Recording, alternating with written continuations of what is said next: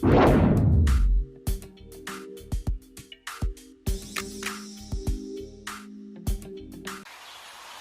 के एक गांव में मारिया नाम की एक बहुत ही खूबसूरत लड़की रहा करती थी। मारिया ने यह ठान रखा था कि वो सबसे हैंडसम लड़के से ही शादी करेगी। एक दिन जब मारिया गांव के रास्ते आ रही थी तो अचानक उसके सामने एक बहुत ही हैंडसम नौजवान घुड़सवारी करते हुए आया। मारिया और उस लड़के ने एक दूसरे को देखा और उन्हें तुरंत एक दूसरे से प्यार हो गया। वो लड़का घोड़े से नीचे उतरा। हेलो, मैं पीटर हूं। What is your good name? Maria. क्या आपकी शादी हो चुकी है? ये सुनकर मारिया शर्मा गई और वहां से दौड़ते हुए अपने घर चली गई। पीटर ने उसके घर आकर उसका हाथ मांगा और कुछ दिनों बाद मारिया और पीटर की शादी हो गई। पीटर ने मारिया के लिए एक बहुत बड़ा आलीशान घर बनवाया, वो भी नदी के एकदम नजदीक। शादी के बाद कुछ सालों तक तो सब ठीक था। मारिया और पीटर के 2 बच्चे भी थे, एथेन और क्लारा। पीटर अपना सारा समय अपने बच्चों को ही देता था। ये देखकर मारिया जलने लगी थी।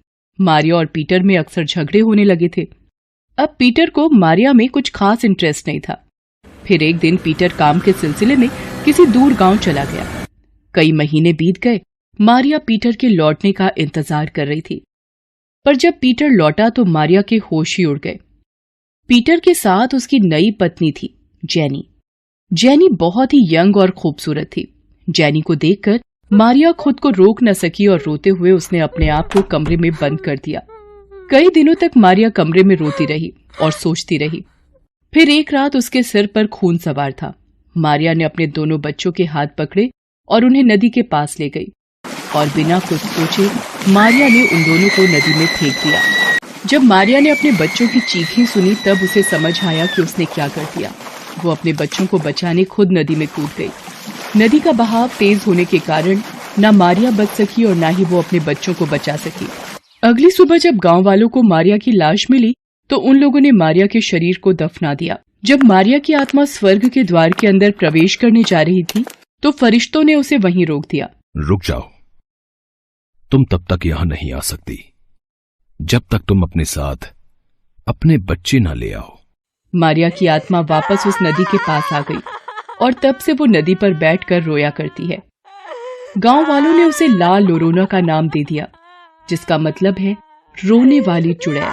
जब भी कोई बच्चा इस नदी के पास आता है, मारिया को लगता है कि वो उसका बच्चा है और वो उसे नदी के अंदर खींच लेती है।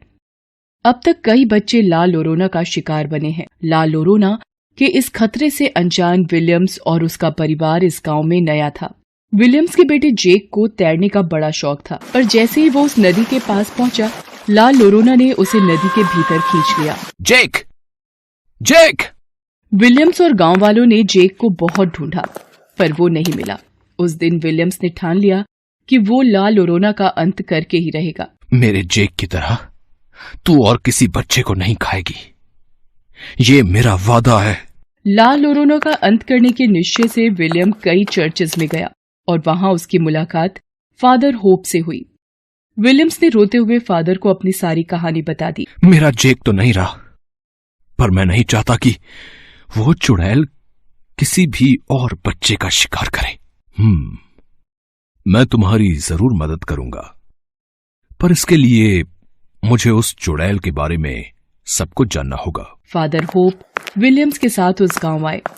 वहां उन्होंने मारिया की पूरी कहानी के बारे में पता लगाया। फिर फादर होप विलियम्स के साथ उस नदी पर गए। वहां के पेड़ और पानी फादर होप से कुछ कहना चाहते थे। फादर होप ने अपनी आंखें बंद कर ली और वो उनकी बातें सुनने लगे। हमने खुद अपनी आंखों से वो घिनौना पाप देखा है। उस मां ने खुद अपने बच्चों को मार दिया। हम खुद उसके साक्षी हैं। मैं भी। और अब हम उसका अंत चाहते हैं। आप हमें अपने साथ ले जाइए। उस फायर ट्री के पत्ते और मेरा पानी मिलकर उस चुड़ैल का अंत करेंगे। फादर ने अपनी आंखें खोली और विलियम से कहा, तुम इस नदी का पानी भर लो और मैं उन पेड़ों के पत्तों को तोड़ता हूं। वो पत्ते और पानी लेकर वो लोग ला लोरोना के घर गए। वहां फादर ने जमीन पर कुछ सर्कल बनाए और मोमबत्तियां लगाई। फादर ने विलियम्स को एक गोले में बैठने का आदेश दिया और फिर फादर ने ला लोरोना का आह्वान शुरू कर दिया। यीशु मसीह के नाम पर मारिया, मैं तुझे आदेश देता हूं, मेरे सामने आ। यीशु मसीह के नाम पर मारिया, मैं तुझे आदेश देता हूं, मेरे सामने आ। कुछ ही पलों में घर की सारी खिड़कियां पटकने लगी, हवाएं तेज हो गई और मारिया उनके सामने थी। मुझे क्यों बुलाया? ताकि तुम्हारा अंत कर सकूं। मेरे बच्चे मुझे लौटा दो, मैं खुशी खुशी चली जाऊंगी। अपने बच्चों को तुमने खुद मारा है। नहीं नहीं। क्या अब भी तुम झूठ बोलोगी? फादर ने वो पत्ते और पानी उसके सामने रखे। हाँ, मैंने खुद अपने बच्चों को मार दिया। तुम स्वर्ग के काबिल नहीं। फादर ने उस नदी का पानी ला लोरोना के ऊपर फेंका और वो जलने लगी और फिर फादर ने वो पत्ते भी उसके ऊपर डाल दिए। तुम हमेशा हमेशा के लिए नर्क की आग में जलोगी।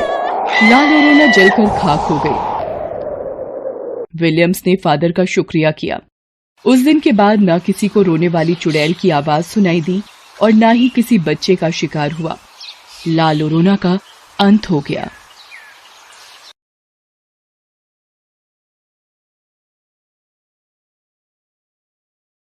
अविनाश एक मल्टीनेशनल कंपनी में मैनेजर था। उसकी पत्नी स्मिता हाउसवाइफ थी।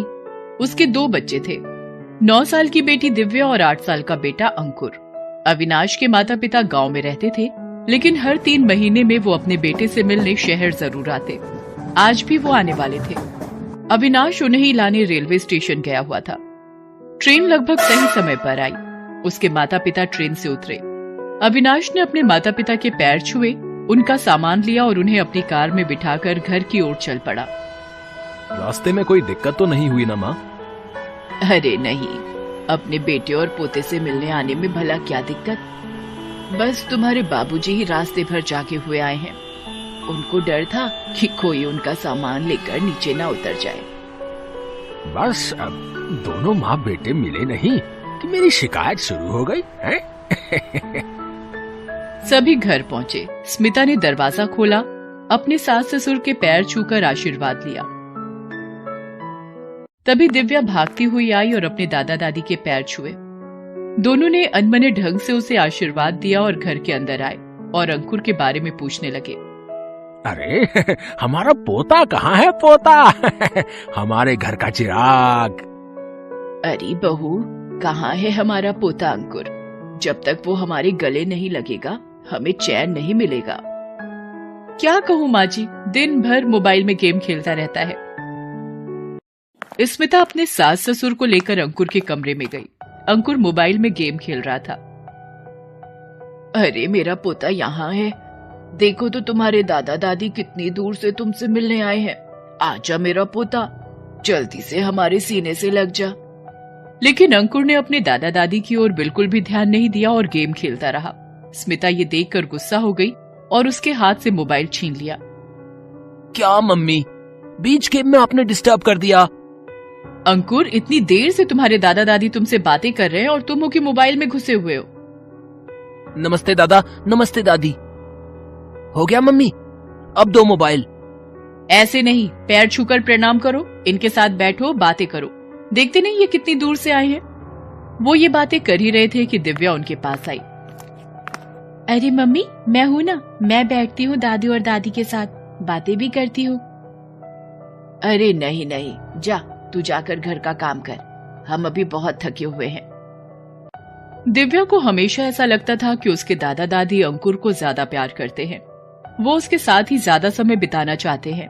हालांकि उसे ऐसा भी लगता था कि उसके पापा भी अंकुर को ही ज्यादा चाहते हैं, लेकिन वो ये सारी बातें किसी से नहीं कहती थी। बहरहाल अंकुर के हमेशा गेम खेलने का परिणाम भी जल्द ही सबके सामने आ गया। उसके लगभग सभी सब्जेक्ट्स में कम नंबर आए। वहीं दिव्या ने पूरे स्कूल में टॉप किया। स्कूल से उसे एक ट्रॉफी भी मिली। वो उसे लेकर घर आई। अंकुर भी उसके साथ ही था। पापा, पापा, मम्मी, दादू, दादी, ये देखो मुझे स्कूल से ट्रॉफी मिली है, मैं पूरे स्कूल में फर्स्ट आई हूँ। ये सुनकर उसकी मम्मी ने उसे गले लगा लिया लेकिन परिवार के और सदस्यों ने कोई खास रिएक्शन नहीं दिया। लेकिन सभी अंकुर के रिजल्ट को जानने के लिए बहुत उत्सुक थे। और हमारे बेटे अंकुर का रिजल्ट कैसा रहा? पापा, उसके सारे सब्जेक्ट्स में कम नंबर आए हैं। अब पूरा दिन मोबाइल चलाएगा तो नंबर तो कम ही आएंगे ना।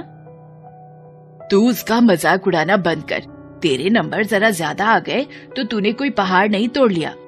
बहू, ओ बहू, इसे तू खाना पीना बनाना सिखाती कि नहीं, या इसे कलेक्टर बनाने का इरादा है? स्मिता को अपने सास ससुर की बात बहुत चुभती थी। उसे ये भी लगता था कि उसका पति अविनाश तक दिव्या और अंकुर में भेदभाव करता था, लेकिन वो बेचारी चुप रहती, क्योंकि एक बार जब उसने अविनाश को इस बात के लिए टोका तो वो उस पर गुस्सा हो गया था। परीक्षा में कम नंबर आने के बावजूद भी अंकुर को नई साइकिल और एक नया कंप्यूटर मिला, लेकिन दिव्या को सिर्फ एक चॉकलेट से काम चलाना पड़ा। वो भी उसकी माँ ने दिया था। धीरे धीरे समय बीतता गया। दोनों बच्चे बड़े हो गए, लेकिन उनमें अंतर होता रहा। अब उनके कॉलेज जाने का समय हो गया। अंकुर ने किसी तरह पासिंग मार्क्स लाए, फिर भी उसके पिता अविनाश ने बड़ा डोनेशन देकर उसका एडमिशन इंजीनियरिंग कॉलेज में करवा दिया। वहीं दिव्या ने टॉप किया था तो उसे न सिर्फ अच्छे कॉलेज में एडमिशन मिला, बल्कि स्कॉलरशिप भी मिली। लेकिन अविनाश दिव्या को कॉलेज भेजने के लिए बिल्कुल राजी नहीं था। तुम्हें एक बार में बात समझ में नहीं आती है क्या? मैंने बोला ना कि दिव्या को कॉलेज जाने की जरूरत नहीं है। अरे जितना पढ़ना था पढ़ लिया उसने। अब उसकी शादी ब्याह की सोचो। कल बाबूजी और अम्मा का फोन भी आया था। उन्होंने गांव में कोई लड़का देख भी रखा है। देखिए, मैंने आज तक ना तो आपकी बात टाली है, ना अपने सास ससुर की, लेकिन इस बार मैं चुप नहीं रहूंगी। मेरी बेटी पढ़ेगी, खूब पढ़ेगी। उसका जब तक मन होगा तब तक पढ़ेगी, और हाँ, जब उसकी मर्जी होगी तब वो शादी करेगी, वो भी अपनी पसंद से। तो फिर ठीक है, पढ़ा लो तुम अपनी बेटी को। मैं भी देखता हूँ कि वो कैसे पढ़ती है। कान खोलकर सुन लो, मैं 1 रुपया भी उसके लिए नहीं देने वाला। बहुत आसमान में उड़ने के ख्वाब देख रही हो ना तुम, और तुम्हारी बेटी भी। सब जमीन पर ही रह जाएंगे। अपनी ही बेटी के लिए अविनाश के मुंह से ऐसे शब्द सुनकर स्मिता को बहुत दुख हुआ, लेकिन उसे पता था कि दिव्या बहुत टैलेंटेड है, वो अपनी मंजिल जरूर पालेगी। दिव्या भी अपनी माँ के विश्वास पर पूरी खरी उतरी। उसने खूब मन लगाकर पढ़ाई की। वो जहाँ रही हमेशा अव्वल रही। इंजीनियरिंग की फाइनल परीक्षा में वो अपने पूरे स्टेट में फर्स्ट आई। उसके बाद उसका सिलेक्शन नासा के लिए हो गया। वो अमेरिका चली गई। वहीं दूसरी ओर अंकुर अपने लापरवाह रवैये के कारण कॉलेज में लगातार फेल होता रहा। अंत में तंग आकर कॉलेज वालों ने उसे निकाल दिया। तो अब क्या सोचा है बेटा तूने? सोचना क्या पापा, देखिए पढ़ाई लिखाई तो मेरे से होगी नहीं, ठीक है? ये मैंने पहले भी बताया था, लेकिन आप लोगों ने मुझे ठेलकर इंजीनियरिंग कॉलेज भेज दिया था, ठीक है ना? अरे हमने कहाँ भेजा? तू ही तो कह रहा था कि तेरे सारे दोस्त जा रहे हैं इंजीनियरिंग में, तो तुझे भी जाना है। अब छोड़ो भी पुरानी बात, अब क्या करना है? पापा मुझे 40 लाख रुपए चाहिए, 40 लाख रुपए, समझ रहे हो? मैं अपना बिजनेस करना चाहता हूं, बिजनेस। 40 लाख? इतने तो नहीं है। ऐसे कैसे नहीं है? अगर नहीं है तो ये घर बेचिए, मम्मी की ज्वेलरी बेचिए, ज्वेलरी। लेकिन मुझे पैसे चाहिए तो चाहिए, नहीं तो मैं जा रहा हूं घर छोड़ के, मैं जा रहा हूं। अपने बेटे अंकुर की खुशी के लिए आखिरकार अविनाश ने अपना घर बेच दिया, स्मिता की ज्वेलरी भी बेच दी और उसे बिजनेस करने के लिए पैसे दिए। अविनाश खुद अब स्मिता के साथ किराए के मकान में रहने लगा। अंकुर ने अपने दोस्तों के साथ वो सारे पैसे उड़ा दिए, क्योंकि उसे कोई बिजनेस तो करना नहीं था। अब जब जेब खाली हो गई तो फिर से वो अपने माता पिता के पास पहुंच गया, लेकिन उनके पास पैसे होते तो वो देते। अंकुर ने चुपके से अपने दादा की पुश्तैनी जमीन भी बेच दी और सारे पैसे उड़ा दिए। उसके दादा दादी को जब पता लगा तो उन्होंने अपना सिर पीट लिया। इस लड़के ने तो सब बर्बाद कर दिया है? उधर अविनाश की सारी प्रॉपर्टी बेच दी और इधर मेरा अंगूठा लगाकर गांव की जमीन। इससे तो लाख गुना अच्छी हमारी पोती निकली, जो अमेरिका में जाकर हमारा नाम रोशन कर रही है। दिव्या को अंकुर के बारे में किसी ने कुछ भी नहीं बताया था।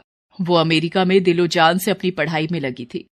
वहां भी उसे उसकी मेहनत का इनाम मिला। नासा ने अंतरिक्ष में कई सारे एस्ट्रोनॉट्स को भेजने का प्रोग्राम बनाया था। उसमें स्मिता का भी नाम था। स्मिता नासा की ओर से अंतरिक्ष गई। उसकी पूरी टीम 5 महीने वहां रही और कई सारे रिसर्च के बाद वापस लौटी। दिव्या उस टीम का अहम हिस्सा थी, इसलिए पूरी दुनिया में उसका नाम हो गया। न्यूज़पेपर, रेडियो, समाचार चैनल, हर जगह उसके चर्चे थे। भारत सरकार को भी दिव्या की उपलब्धि पर गर्व था। सरकार ने उसे भारत गौरव का पुरस्कार दिया, जिसे लेने वो भारत आई। जब उसे अवार्ड मिला तो उसके दादा दादी, पापा मम्मी सभी की आंखों में खुशी के आंसू थे। तुम्हारी बेटी ने तो सच में आसमान छू लिया स्मिता। मेरी नहीं, हमारी बेटी कहिए। स्मिता, मुझे याद नहीं कि इसके जन्म के बाद इसे देखकर मैं कब खुश हुआ था। ये मुझे हमेशा बोझ लगती थी, लेकिन आज मन कर रहा है इसे दौड़कर गले लगा लूं, इसके पैर छू लूं और कहूं, बेटी मुझे माफ कर दे, अपने पिता को माफ कर दे, जिसने बेटा बेटी में अंतर किया। बहू, मुझे लगता था कि पोते से ही रौनक होती है, वही वंश का नाम रोशन करता है, लेकिन मैं गलत थी। मेरी पोती किसी से कम नहीं। सभी को अपनी गलती का एहसास था। सबने दिव्या से माफी मांगी। दिव्या ने कहा कि बड़े माफी नहीं मांगते, आशीर्वाद देते हैं। कुछ दिनों बाद दिव्या ने अपने माँ पापा के लिए एक नया घर खरीदा। अंकुर ने जो जमीन बेच दी थी उसे भी उसने वापस खरीदा। अंकुर को भी उसने बहुत समझाया और फ्यूचर के लिए सोचने को कहा। अपनी बहन की बात उसे समझ तो आई, लेकिन देर से। बहरहाल आज वो एक कॉल सेंटर में नौकरी करता है। दिव्या 5 साल अमेरिका रहकर आई और अब वो भारत के अंतरिक्ष संगठन में ही बड़ी वैज्ञानिक के तौर पर काम करती है। उसका पूरा परिवार क्या, पूरा भारत उस पर गर्व करता है।